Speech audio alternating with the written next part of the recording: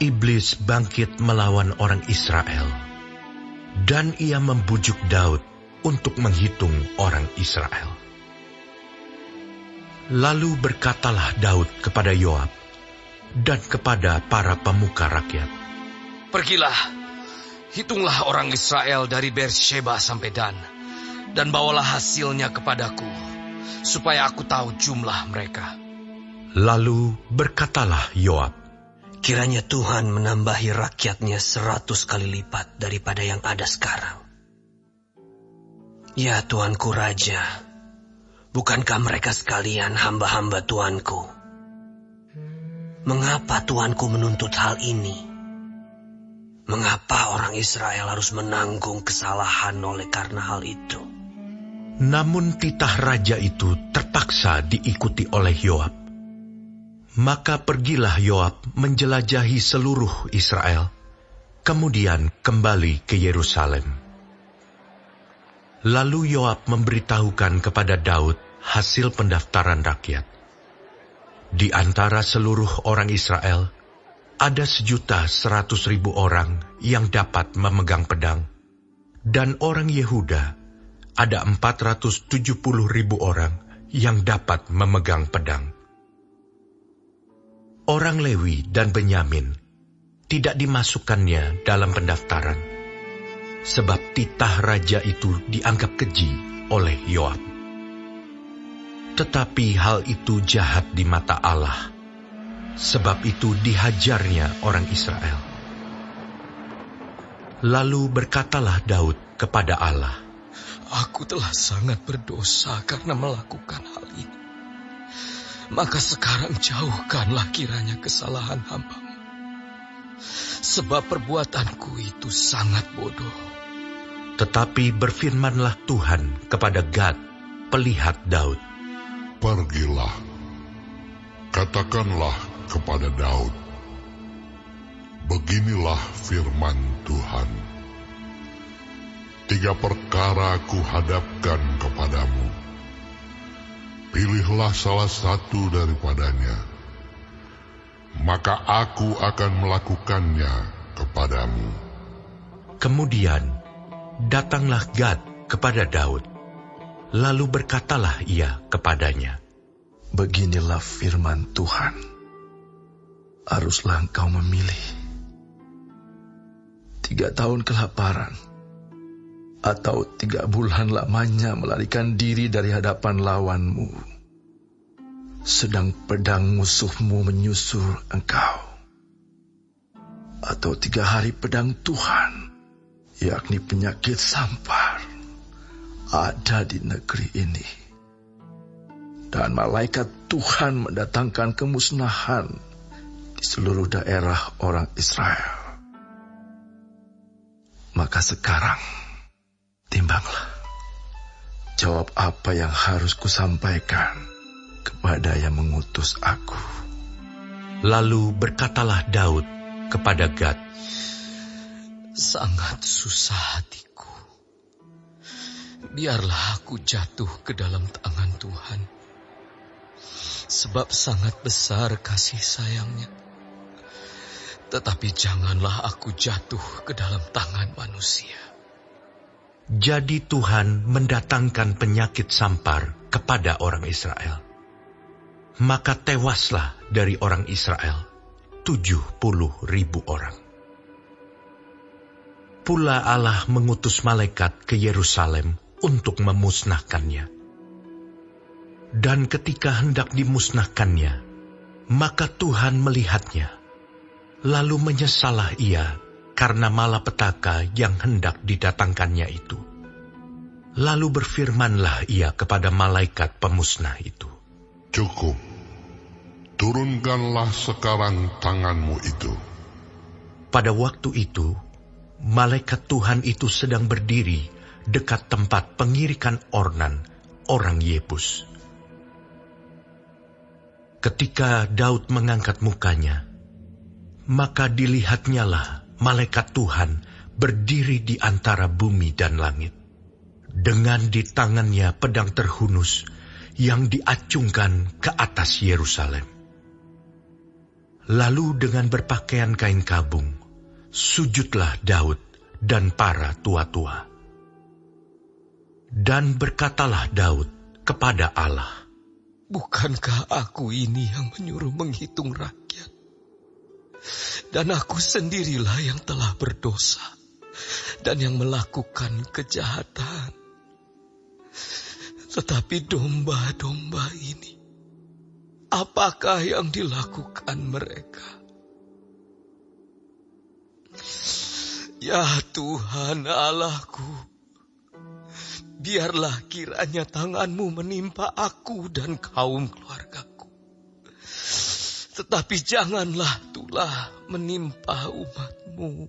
Kemudian malaikat Tuhan menyuruh Gad mengatakan kepada Daud bahwa Daud harus pergi untuk mendirikan mezbah bagi Tuhan di tempat pengirikan Ornan, orang Yebus itu.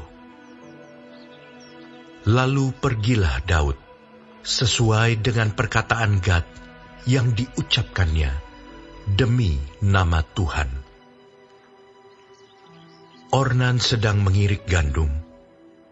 Ketika ia memalingkan diri, dilihatnyalah malaikat itu.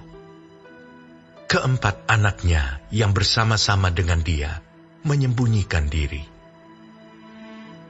Ketika Daud sampai kepada Ornan, maka Ornan mengangkat mukanya dan melihat Daud.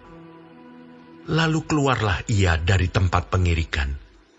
Kemudian sujudlah ia kepada Daud dengan mukanya ke tanah. Berkatalah Daud kepada Ornan, "Berikanlah kepadaku tempat pengirikan ini, supaya aku mendirikan di sini mezbah bagi Tuhan. Baiklah, berikan itu kepadaku dengan harga penuh, supaya tulah ini berhenti menimpa rakyat."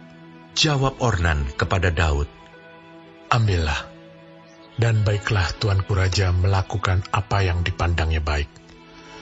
Lihatlah, aku berikan lembu ini untuk korban bakaran, dan eretan-eretan pengirik ini untuk kayu bakar, dan gandum untuk korban sajian. Semuanya itu kuberikan." Tetapi berkatalah Raja Daud kepada Ornan, "Bukan begitu, melainkan aku mau membelinya dengan harga penuh. Sebab aku tidak mau mengambil milikmu untuk Tuhan, dan tidak mau mempersembahkan korban bakaran dengan tidak membayar apa-apa." Maka Daud memberikan kepada Ornan sebagai bayaran tempat itu emas seberat 600 shikal. Lalu Daud mendirikan di sana mezbah bagi Tuhan, mempersembahkan korban bakaran dan korban keselamatan, dan memanggil Tuhan. Maka Tuhan menjawab dia dengan menurunkan api dari langit ke atas mezbah korban bakaran itu. Lalu berfirmanlah Tuhan kepada malaikat itu, supaya dikembalikannya pedangnya ke dalam sarungnya. Pada waktu itu juga, Daud mempersembahkan korban di sana. Ketika ia melihat bahwa Tuhan telah menjawab dia di tempat pengirikan Ornan, orang Yebus itu. Kemah suci yang dibuat Musa di padang gurun dan mezbah korban bakaran pada waktu itu ada di bukit pengorbanan di Gibeon. Tetapi Daud tidak berani pergi ke sana berhadapan dengan Allah untuk menanyakan petunjuknya, sebab ia takut kepada pedang malaikat Tuhan itu.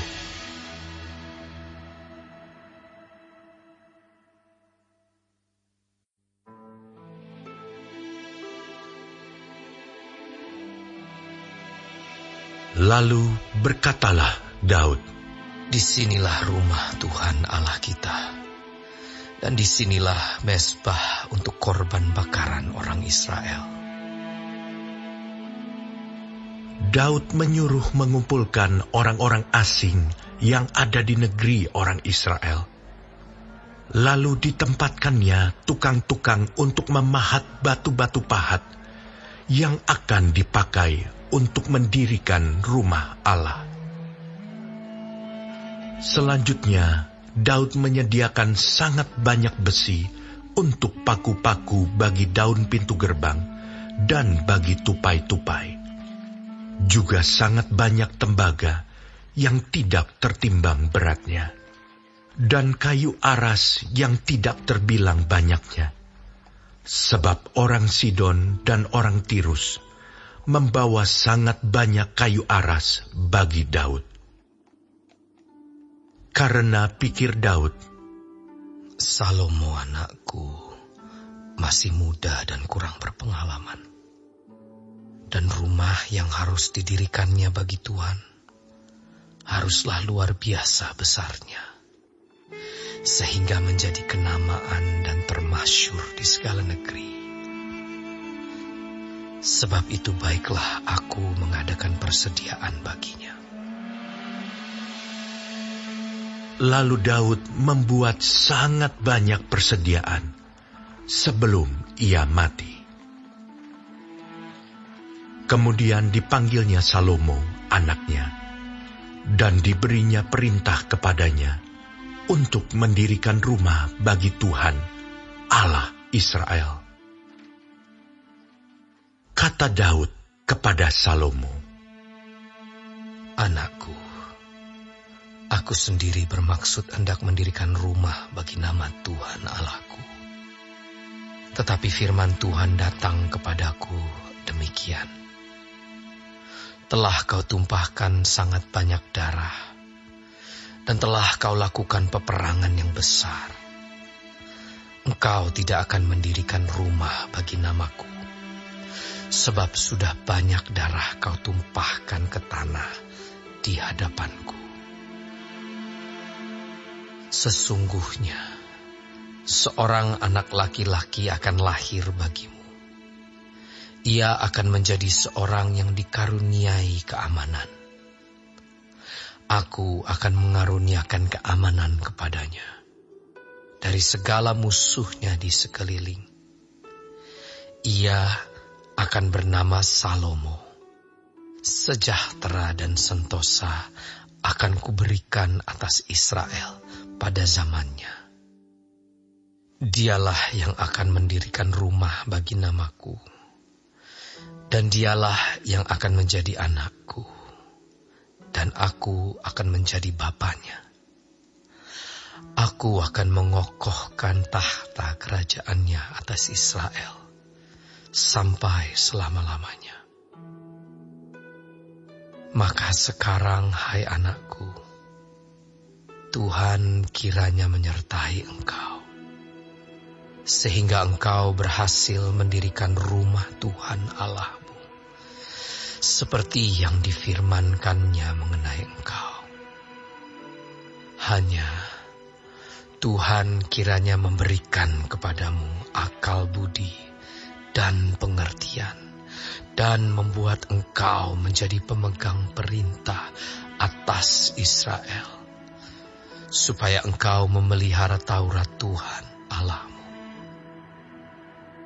Maka engkau akan berhasil jika engkau melakukan dengan setia ketetapan-ketetapan dan hukum-hukum yang diperintahkan Tuhan kepada Musa untuk orang Israel.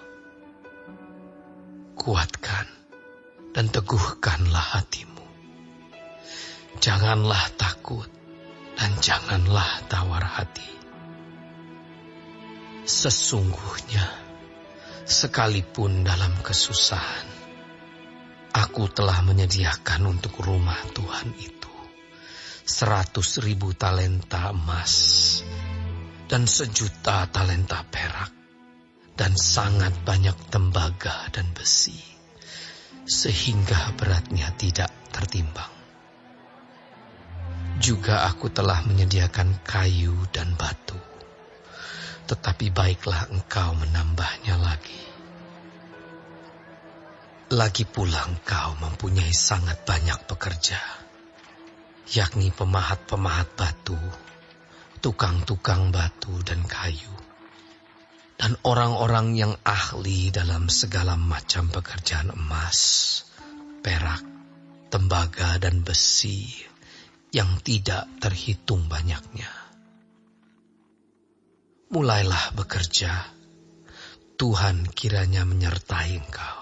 Dan Daud memberi perintah kepada segala pembesar Israel itu untuk memberi bantuan kepada Salomo, anaknya. Katanya, "Bukankah Tuhan Allahmu menyertai kamu dan telah mengaruniakan keamanan kepadamu ke segala penjuru? Sungguh, Ia telah menyerahkan penduduk negeri ini ke dalam tanganku, sehingga negeri ini takluk ke hadapan Tuhan dan kepada umat-Nya. Maka sekarang, arahkanlah hati dan jiwamu untuk mencari Tuhan Allahmu. Mulailah mendirikan tempat kudus Tuhan Allah, supaya tabut perjanjian Tuhan dan perkakas kudus Allah dapat dibawa masuk ke dalam rumah yang didirikan bagi nama Tuhan."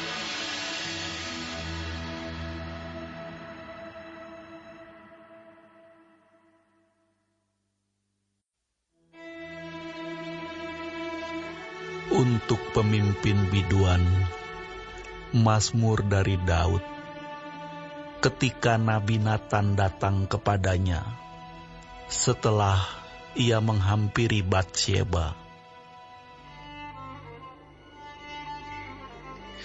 Kasihanilah aku, ya Allah, menurut kasih setiamu. Hapuskanlah pelanggaranku, menurut rahmat-Mu yang besar.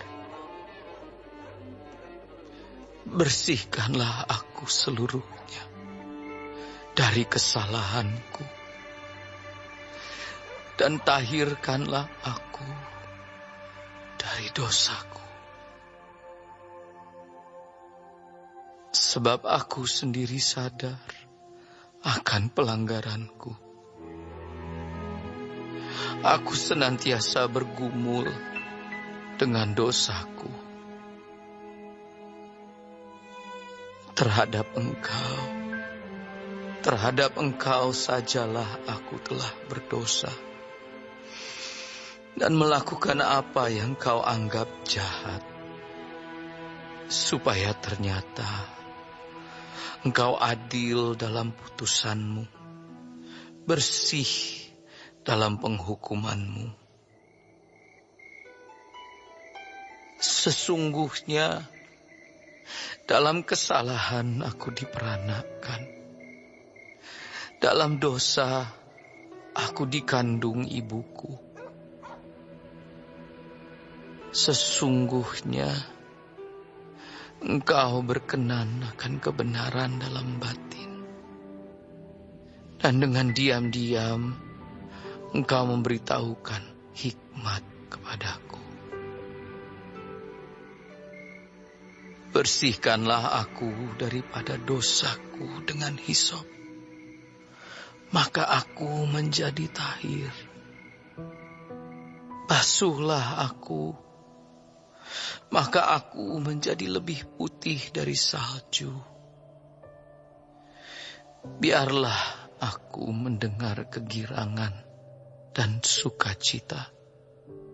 Biarlah tulang yang Kau remukkan bersorak-sorak kembali. Sembunyikanlah wajah-Mu terhadap dosaku. Hapuskanlah segala kesalahanku. Jadikanlah hatiku tahir, ya Allah, dan perbaharuilah batinku dengan roh yang teguh.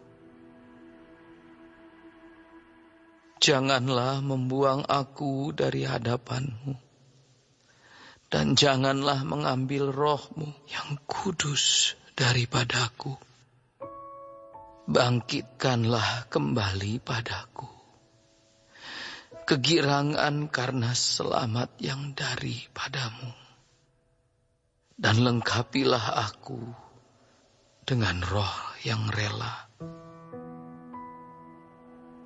Maka aku akan mengajarkan jalanmu kepada orang-orang yang melakukan pelanggaran, supaya orang-orang berdosa berbalik kepadamu. Lepaskanlah aku dari hutang darah. Ya Allah, Allah keselamatanku, maka lidahku akan bersorak-sorai memberitakan keadilan-Mu. Ya Tuhan, bukalah bibirku, supaya mulutku memberitakan puji-pujian kepadamu. Sebab Engkau tidak berkenan kepada korban sembelihan. Sekiranya aku persembahkan korban bakaran, Engkau tidak menyukainya. Korban sembelihan kepada Allah ialah jiwa yang hancur, hati yang patah dan remuk. Tidak akan Kau pandang hina, ya Allah. Lakukanlah kebaikan kepada Sion, menurut kerelaan hatimu. Bangunkanlah tembok-tembok Yerusalem. Maka Engkau akan berkenan kepada korban yang benar, korban bakaran, dan korban yang terbakar seluruhnya. Maka orang akan mengorbankan lembu jantan di atas mezbahmu.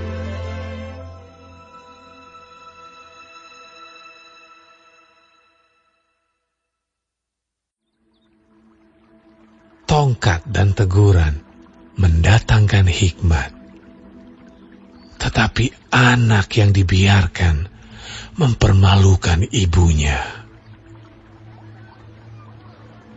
Jika orang fasik bertambah, bertambahlah pula pelanggaran. Tetapi orang benar akan melihat keruntuhan mereka. Didiklah anakmu, maka ia akan memberikan ketenteraman kepadamu dan mendatangkan sukacita kepadamu. Pada suatu hari Sabat, ketika Yesus berjalan di ladang gandum, murid-muridnya memetik bulir gandum dan memakannya, sementara mereka menggisarnya dengan tangannya. Tetapi beberapa orang Farisi berkata, "Mengapa kamu berbuat sesuatu yang tidak diperbolehkan pada hari Sabat?" Lalu Yesus menjawab mereka, "Tidakkah kamu baca apa yang dilakukan oleh Daud ketika ia dan mereka yang mengikutinya lapar? Bagaimana ia masuk ke dalam rumah Allah dan mengambil roti sajian, lalu memakannya dan memberikannya kepada pengikut-pengikutnya. Padahal roti itu tidak boleh dimakan kecuali oleh imam-imam." Kata Yesus lagi kepada mereka, "Anak manusia adalah Tuhan atas hari Sabat." Pada suatu hari Sabat lain, Yesus masuk ke rumah ibadat lalu mengajar. Di situ ada seorang yang mati tangan kanannya. Ahli-ahli Taurat dan orang-orang Farisi mengamat-amati Yesus, kalau-kalau ia menyembuhkan orang pada hari Sabat, supaya mereka dapat alasan untuk mempersalahkan dia.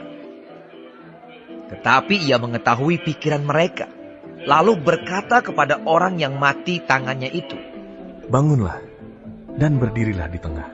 Maka bangunlah orang itu dan berdiri. Lalu Yesus berkata kepada mereka, "Aku bertanya kepada kamu, manakah yang diperbolehkan pada hari Sabat? Berbuat baik atau berbuat jahat? Menyelamatkan nyawa orang atau membinasakannya?" Sesudah itu ia memandang keliling kepada mereka semua, lalu berkata kepada orang sakit itu, "Ulurkanlah tanganmu." Orang itu berbuat demikian dan sembuhlah tangannya. Maka meluaplah amarah mereka, lalu mereka berunding. Apakah yang akan mereka lakukan terhadap Yesus? Pada waktu itu pergilah Yesus ke bukit untuk berdoa, dan semalam-malaman ia berdoa kepada Allah. Ketika hari siang, ia memanggil murid-muridnya kepadanya, lalu memilih dari antara mereka 12 orang yang disebutnya rasul. Simon yang juga diberinya nama Petrus, dan Andreas saudara Simon, Yakobus dan Yohanes, Filipus dan Bartolomeus, Matius dan Thomas, Yakobus anak Alfeus, dan Simon yang disebut orang Zelot, Yudas anak Yakobus, dan Yudas Iskariot yang kemudian menjadi pengkhianat. Lalu ia turun dengan mereka dan berhenti pada suatu tempat yang datar. Di situ berkumpul sejumlah besar dari murid-muridnya dan banyak orang lain yang datang dari seluruh Yudea dan dari Yerusalem dan dari daerah pantai Tirus dan Sidon. Mereka datang untuk mendengarkan dia dan untuk disembuhkan dari penyakit mereka. Juga mereka yang dirasuk oleh roh-roh jahat beroleh kesembuhan. Dan semua orang banyak itu berusaha menjamah dia, karena ada kuasa yang keluar daripadanya, dan semua orang itu disembuhkannya. Lalu Yesus memandang murid-muridnya dan berkata, "Berbahagialah, hai kamu yang miskin, karena kamulah yang empunya kerajaan Allah. Berbahagialah, hai kamu yang sekarang ini lapar, karena kamu akan dipuaskan. Berbahagialah, hai kamu yang sekarang ini menangis, karena kamu akan tertawa. Berbahagialah kamu, jika karena anak manusia orang membenci kamu, dan jika mereka mengucilkan kamu dan mencela kamu, serta menolak namamu sebagai sesuatu yang jahat. Bersukacitalah pada waktu itu, dan bergembiralah, sebab sesungguhnya upahmu besar di sorga. Karena secara demikian juga nenek moyang mereka telah memperlakukan para nabi. Tetapi celakalah kamu, hai kamu yang kaya, karena dalam kekayaanmu kamu telah memperoleh penghiburanmu. Celakalah kamu yang sekarang ini kenyang, karena kamu akan lapar. Celakalah kamu yang sekarang ini tertawa, karena kamu akan berduka cita dan menangis. Celakalah kamu jika semua orang memuji kamu, karena secara demikian juga nenek moyang mereka telah memperlakukan nabi-nabi palsu. Tetapi kepada kamu yang mendengarkan aku berkata, kasihilah musuhmu. Berbuatlah baik kepada orang yang membenci kamu. Mintalah berkat bagi orang yang mengutuk kamu. Berdoalah bagi orang yang mencaci kamu. Barang siapa menampar pipimu yang satu, berikanlah juga kepadanya pipimu yang lain. Dan barang siapa yang mengambil jubahmu, biarkan juga ia mengambil bajumu. Berilah kepada setiap orang yang meminta kepadamu, dan janganlah meminta kembali kepada orang yang mengambil kepunyaanmu. Dan sebagaimana kamu kehendaki supaya orang perbuat kepadamu, perbuatlah juga demikian kepada mereka. Dan jikalau kamu mengasihi orang yang mengasihi kamu, apakah jasamu? Karena orang-orang berdosa pun mengasihi juga orang-orang yang mengasihi mereka. Sebab jikalau kamu berbuat baik kepada orang yang berbuat baik kepada kamu, apakah jasamu? Orang-orang berdosa pun berbuat demikian. Dan jikalau kamu meminjamkan sesuatu kepada orang, karena kamu berharap akan menerima sesuatu daripadanya, apakah jasamu? Orang-orang berdosa pun meminjamkan kepada orang-orang berdosa, supaya mereka menerima kembali sama banyak. Tetapi kamu, kasihilah musuhmu, dan berbuatlah baik kepada mereka, dan pinjamkan dengan tidak mengharapkan balasan. Maka upahmu akan besar, dan kamu akan menjadi anak-anak Allah yang Maha Tinggi. Sebab Ia baik terhadap orang-orang yang tidak tahu berterima kasih dan terhadap orang-orang jahat. Hendaklah kamu murah hati, sama seperti Bapamu adalah murah hati. Janganlah kamu menghakimi, maka kamu pun tidak akan dihakimi. Dan janganlah kamu menghukum, maka kamu pun tidak akan dihukum. Ampunilah, dan kamu akan diampuni. Berilah, dan kamu akan diberi. Suatu takaran yang baik, yang dipadatkan, yang digoncang, dan yang tumpah keluar, akan dicurahkan ke dalam ribaanmu. Sebab ukuran yang kamu pakai untuk mengukur, akan diukurkan kepadamu. Yesus mengatakan pula suatu perumpamaan kepada mereka. Dapatkah orang buta menuntun orang buta? Bukankah keduanya akan jatuh ke dalam lubang? Seorang murid tidak lebih daripada gurunya. Tetapi barang siapa yang telah tamat pelajarannya, akan sama dengan gurunya. Mengapakah engkau melihat selumbar di dalam mata saudaramu, sedangkan balok di dalam matamu sendiri tidak engkau ketahui? Bagaimanakah engkau dapat berkata kepada saudaramu, "Saudara, biarlah aku mengeluarkan selumbar yang ada di dalam matamu," padahal balok yang di dalam matamu tidak engkau lihat? Hai orang munafik, keluarkanlah dahulu balok dari matamu, maka engkau akan melihat dengan jelas untuk mengeluarkan selumbar itu dari mata saudaramu. Karena tidak ada pohon yang baik yang menghasilkan buah yang tidak baik, dan juga tidak ada pohon yang tidak baik yang menghasilkan buah yang baik. Sebab setiap pohon dikenal pada buahnya. Karena dari semak duri, orang tidak memetik buah ara, dan dari duri-duri tidak memetik buah anggur. Orang yang baik mengeluarkan barang yang baik dari perbendaharaan hatinya yang baik, dan orang yang jahat mengeluarkan barang yang jahat dari perbendaharaannya yang jahat.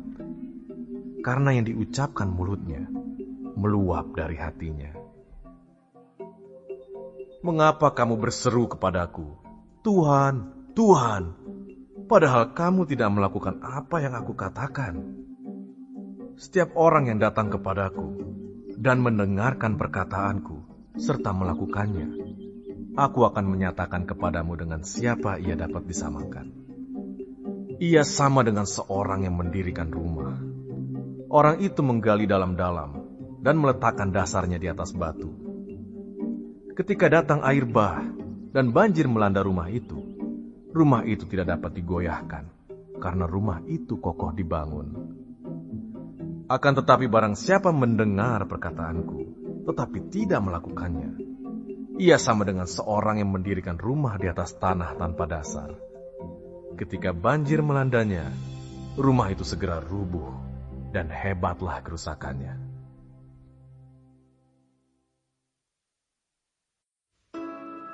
Di hadapan Allah dan Kristus Yesus, yang akan menghakimi orang yang hidup dan yang mati, aku berpesan dengan sungguh-sungguh kepadamu, demi penyataannya dan demi kerajaannya. Beritakanlah firman, siap sedialah baik atau tidak baik waktunya. Nyatakanlah apa yang salah, tegurlah dan nasihatilah dengan segala kesabaran dan pengajaran. Karena akan datang waktunya, orang tidak dapat lagi menerima ajaran sehat, tetapi mereka akan mengumpulkan guru-guru menurut kehendaknya, untuk memuaskan keinginan telinganya. Mereka akan memalingkan telinganya dari kebenaran, dan membukanya bagi dongeng. Tetapi kuasailah dirimu dalam segala hal. Sabarlah menderita. Lakukanlah pekerjaan pemberita Injil, dan tunaikanlah tugas pelayananmu. Mengenai diriku, darahku sudah mulai dicurahkan sebagai persembahan, dan saat kematianku sudah dekat. Aku telah mengakhiri pertandingan yang baik. Aku telah mencapai garis akhir, dan aku telah memelihara iman. Sekarang telah tersedia bagiku mahkota kebenaran yang akan dikaruniakan kepadaku oleh Tuhan, hakim yang adil pada harinya. Tetapi bukan hanya kepadaku, melainkan juga kepada semua orang yang merindukan kedatangannya. Berusahalah supaya segera datang kepadaku, karena Demas telah mencintai dunia ini dan meninggalkan aku. Ia telah berangkat ke Tesalonika, Kreskes telah pergi ke Galatia, dan Titus ke Dalmatia. Hanya Lukas yang tinggal dengan aku. Jemputlah Markus dan bawalah ia kemari, karena pelayanannya penting bagiku. Tikikus telah kukirim ke Efesus. Jika engkau kemari, bawa juga jubah yang kutinggalkan di Troas, di rumah Karpus, dan juga kitab-kitabku, terutama perkamen itu. Alexander, tukang tembaga itu, telah banyak berbuat kejahatan terhadap aku. Tuhan akan membalasnya menurut perbuatannya. Hendaklah engkau juga waspada terhadap dia, karena dia sangat menentang ajaran kita. Pada waktu pembelaanku yang pertama, tidak seorang pun yang membantu aku. Semuanya meninggalkan aku. Kiranya hal itu jangan ditanggungkan atas mereka. Tetapi Tuhan telah mendampingi aku dan menguatkan aku, supaya dengan perantaraanku, Injil diberitakan dengan sepenuhnya, dan semua orang bukan Yahudi mendengarkannya. Dengan demikian aku lepas dari mulut singa. Dan Tuhan akan melepaskan aku dari setiap usaha yang jahat. Dia akan menyelamatkan aku, sehingga aku masuk ke dalam kerajaannya di sorga.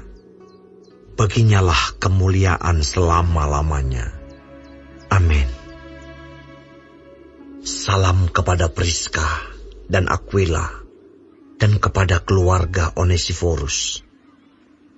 Erastus tinggal di Korintus, dan Trofimus kutinggalkan dalam keadaan sakit di Miletus. Berusahalah kemari sebelum musim dingin. Salam dari Ebulus dan Pudes, dan Linus dan Claudia, dan dari semua saudara. Tuhan menyertai rohmu. Kasih karunia-Nya menyertai kamu.